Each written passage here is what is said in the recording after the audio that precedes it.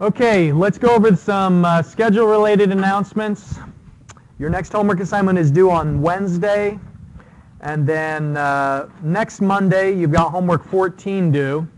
I'll give you a sneak peek of the announcement that we're not actually going to meet in person on Monday. That class will be just posted online. I'll give you a reminder on Wednesday and Friday. So homework 14 on Monday, and then looking a little bit further into the future, you've only got less than 2 weeks now to finish the project. So I got some questions over the weekend about this homework 13, and it was brought to my attention that some of the answers that are in the back of your book may not be right. Is that right? Is that the issue, that the solution?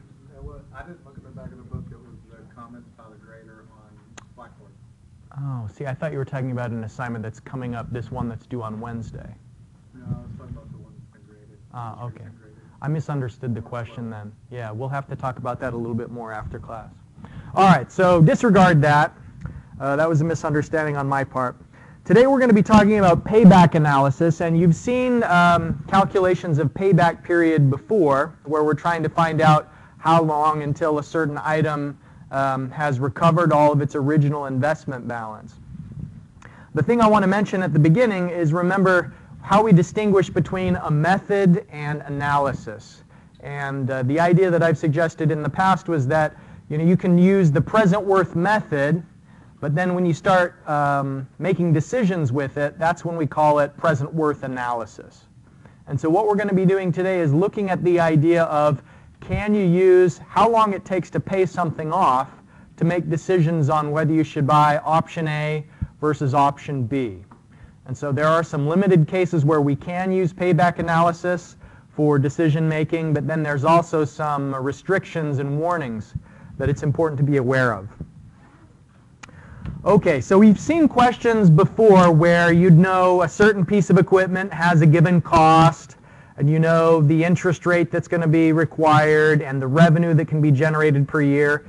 And so the typical question that would be asked in a situation like this is, how long until the item can be paid off?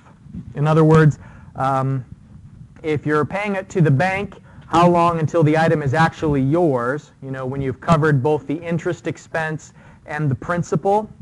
Or if you were investing in this equipment with your own money, how long until you've recovered the investment balance? Okay, so the time that we've seen it before, you created a spreadsheet that looked like this, where you started with some initial unrecovered investment balance, and the amount is increasing in each year due to the interest on the original loan amount.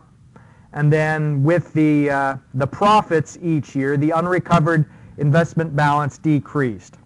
So this is not an entirely new idea, but the way that we're going to analyze it is slightly different today. And you'll see that in the in-class exercise. So let's take a look at a couple of questions of terminology here and the different language that you have to use to speak the problems and know how to interpret what the problems you're going to have in this homework assignment. First of all, the payback period is the amount of time that it takes to cover the initial purchase price, but it's not just with additional revenue that you can achieve the payback period. Remember that anytime your pre-existing costs are lessened by some decision or some piece of equipment, then a savings in money that you used to spend can be considered the same as revenue. So even if it's a cost-only alternative, the savings are treated, the savings that you are able to achieve by virtue of buying the equipment is covered as is considered a revenue. So the original investment and then some rate of return I has to also be recouped. And so that's the payback period. Now, if the interest rate is 0, or if you're trying to neglect the effect of money over time, what we call simple payback is just simply when have you recovered the same number of dollars in new revenue or additional savings as you initially spent on the item. So just like simple interest is pretty uncommon, that idea where interest that doesn't compound, in the same way it would be pretty uncommon for simple payback to really be meaningful. with the exception being is if you're in an environment where the inflation rate is really, really low, or where your borrowing costs are really, really low. More commonly, you have to do discounted payback. And discounted payback, the idea is the dollars in the future have been discounted so you know what their present equivalent is. And you want to find out how long until those discounted dollars are balancing out the initial expense that you've paid in order to buy the equipment. Now, payback analysis can be used as an initial screening tool with consistency, because what you need to do is take a look at how long the equipment is going to last and compare that to how long it's going to take for you to pay it off. And the general rule is you want to know if the useful life of the equipment is more than the payback period. Because if the item takes 10 years to pay off, but it only has an 8-year useful life, then you can reject that alternative before any other analysis is performed. You wouldn't want to be paying off the equipment long after it's still in use. You can use it for a comparison between alternatives, assuming that the equipment has the same useful life and is going to generate the same revenue over time. And so in that case, if two alternatives are interchangeable, meaning that they have the same useful life and they generate the same amount of profits for your company, then the decision you'd make is just choose the alternative that you can pay off the most quickly. Because then what that means is that the revenue after that, after you've paid off the equipment, you get to keep all of the revenue since you've already recouped the original investment balance. But where you have to be careful is in situations where you're comparing alternatives that have different useful lives. Because payback analysis kind of disregards what happens after you pay off the equipment. If your decision is just, I'm going to choose the equipment that's paid off more quickly, well, what if the two pieces of equipment have a different useful life?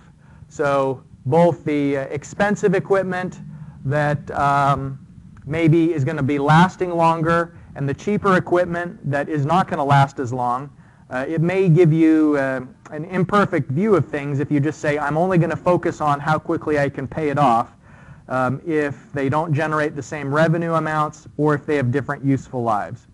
So you can consistently use it for comparison if they have the same useful life and revenue, and you can always use it for initial screening to make sure that the equipment is lasting longer than the payback period. Okay, we have a two-part in-class exercise today, and part of it you're going to use the table lookup factors that's on the back side of the paper. What we know is that there's a certain piece of equipment that has a useful life of 18 years. We know the initial cost of the equipment, $92,000.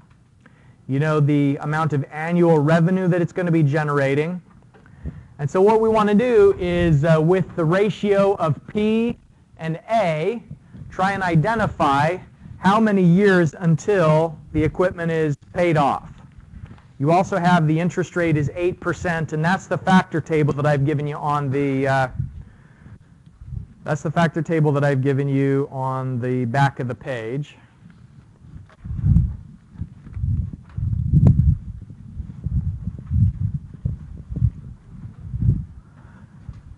Okay, so I give you a couple of hints for this this first part. You know, what is P, what is A? Then use the table lookup factors to find out where's the crossover point to where your ratio that's on the paper is above it versus below it. And that tells you how many years it takes to pay it off. And then remember that you have to round up. You're going to get some fraction in between years, but what you need to know is how long until it is actually paid off, not how long until it's just almost paid off. And then with Excel, set up a spreadsheet where your column titles are going to be the year, the amount, and then the present value of that amount, and then finally unrecovered investment balance. I know it maybe it's been a while since you did the unrecovered investment balance, but the unrecovered investment balance starts with the present cost, and then you're going to reduce it by the present cost, reduce it from the present cost in the amount of the present value of the amount for that year. And so it's going to be gradually going down less negative until it crosses over from a negative unrecovered investment balance to a positive balance.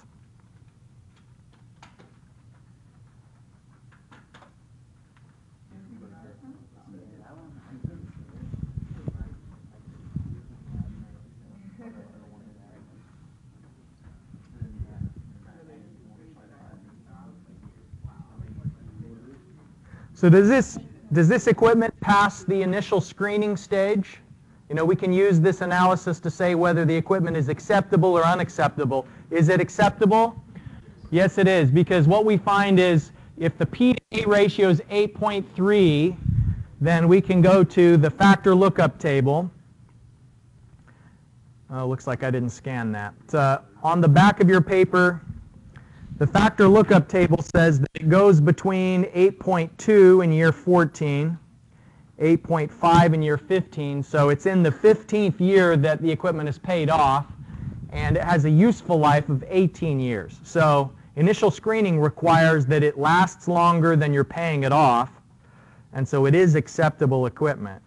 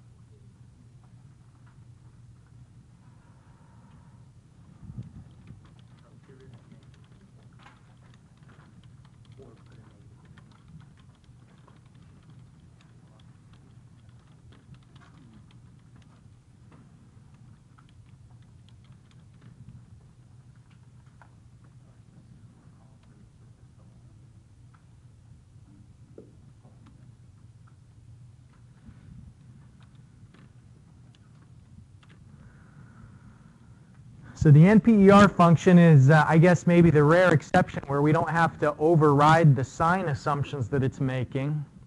We don't have to put the negative values in there. Of course, if you do, I don't think it'll throw anything off. But the inputs that it wants to know is what's the interest rate, and then what's the payment amount. And what we have is a recurring payment of $11,000 that's going to be trying to cover this initial present value expense. And so what it's going to tell you is how many $11,000 payments does it take to come into balance with this original present value expense of $92,000 at an interest rate of 8%. So when it calculates it, it says it's going to take 14.4 of those payments. So in other words, it's not yet broken even after the 14th, and then after the 15th, you've both broken even and recovered a little bit of profit. And that's what we saw when we did the calculations manually as well. Okay, I see that some of you have already moved on to part 2, and that's good. In that one, what we're doing is comparing two pieces of equipment, and this is going to be an illustration for why you can't rely on payback period alone to identify which equipment should be selected. For one thing, we can see here that machine X only lasts for 7 years compared to the 14 for machine Y.